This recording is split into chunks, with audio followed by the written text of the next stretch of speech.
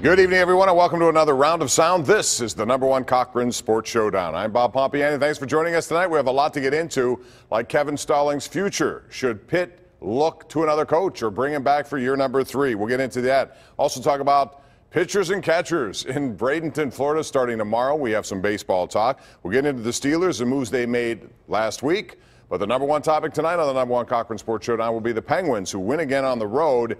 Actually, they lost the other night in Dallas, but they got 3 out of 4 points and playing against 2 of the better teams in the West. And here's your panel left to right to talk about these topics and more. Paul Zeise, far left. Paul Zeise radio program on the Fan, along with the Post-Gazette. Ron Cook in the middle from the Cook and Pony Show and the Pittsburgh Post-Gazette columnist. And Chris Mueller from Starkey and Mueller every day 2 to 6 on 93.7 The Fan. So all of a sudden, the Penguins now look like they're surging up. And, Ron, they're in a situation now where you may have to ask the question, Jim Rutherford, do you feel good about standing pat? He's got some good performances by people like Riley Sheahan. What would you do if you're Jim Rutherford as this trade deadline gets closer?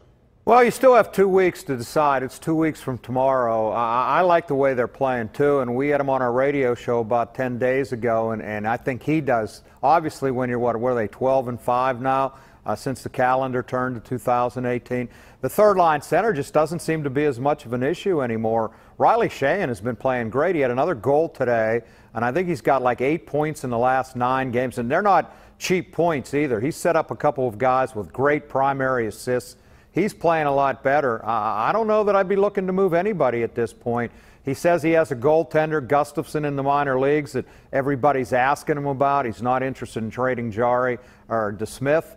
I think he may just stick with what he's got the way they're going, barring any kind of major injury. I mean, I still think that they would love to have Matt Cullen back if the Wild go in the tank, and that's why the 2 weeks, Ron, that you cited becomes important. But on the matter of Riley Sheahan, it certainly seems like, given this team's history in this century with big-time third-line performances being integral to cup wins, that he was a convenient whipping boy when things weren't going well for them early in the season. Well, now you see the team clearly finding its legs, as Doc Emmerich was saying on the broadcast earlier today. Sheahan is clearly finding his legs with the Penguins as far as how they like to do things. That seems like a far-off time when he was sort of public enemy #1.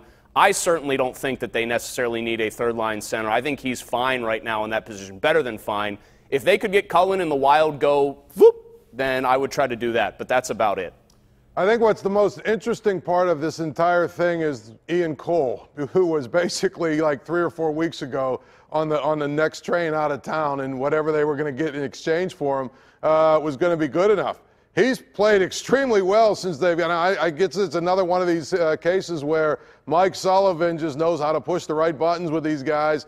But ever since he was benched for a few weeks or whatever it was, he's come back. I think he's played and he's shown. At least in my eyes, he's shown that he's probably too valuable of a player, given all the things that he does, for them to trade away or give away or anything like that. I think they need him. Paul, I think that that's a case, though, of Sullivan through gritted teeth having to admit that that's the case with Ian Cole, because it seems pretty well documented, or it's an open secret, that the reason Ian Cole was on the outs here was not because he wasn't one of their best 6 or even maybe best 4 at times, but that he and Sullivan and maybe he and the coaching staff butted heads way too much. That would have been a classic cut off your nose to spite your face maneuver. He's playing way too well. Hunwick's not playing well enough.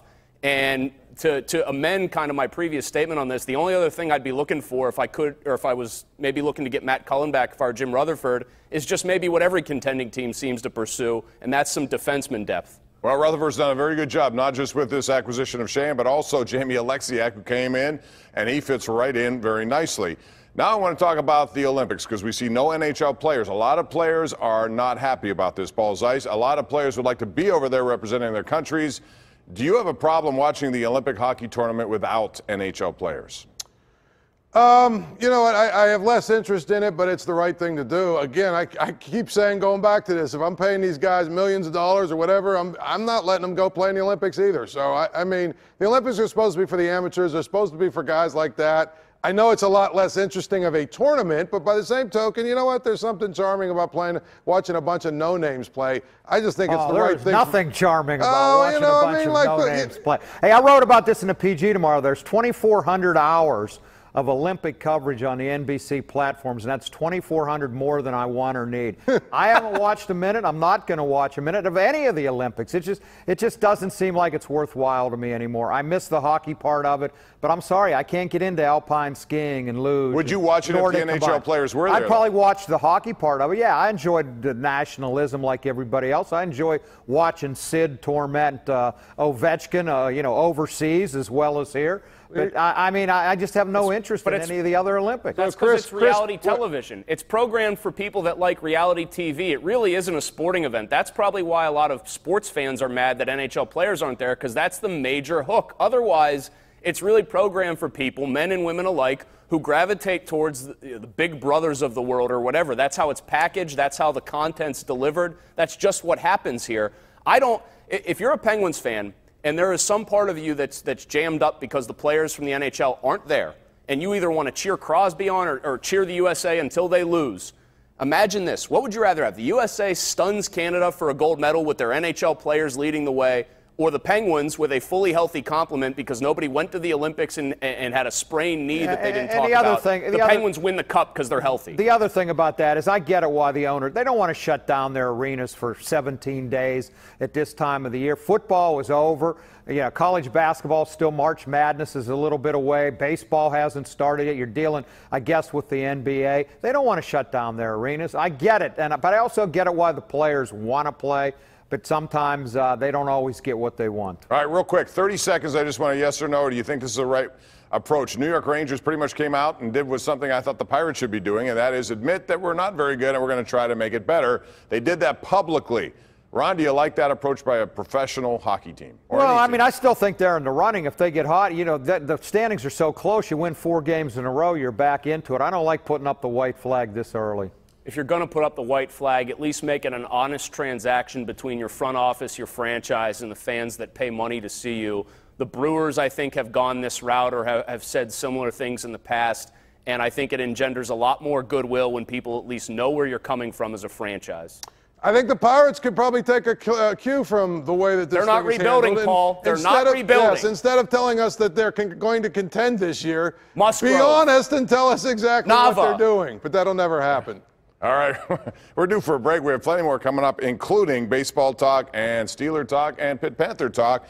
But here's something new to talk about, CochranOverstock.com, where brand new vehicles are sold for less because, number one, Cochran has too many. You see, when you order about 12,000 or more vehicles each year, it's not surprising you end up with a few too many models left. So what is surprising is you're going to find them available and at very good prices. All number one Cochran brands, full manufacturer warranties, new inventory every week. So save now at CochranOverstock.com. We're back with more right after this on the Showdown. The number one Cochran Sports Showdown is brought to you by number one Cochran, go one better, and by Highmark Blue Cross Blue Shield. Have a greater hand in your health.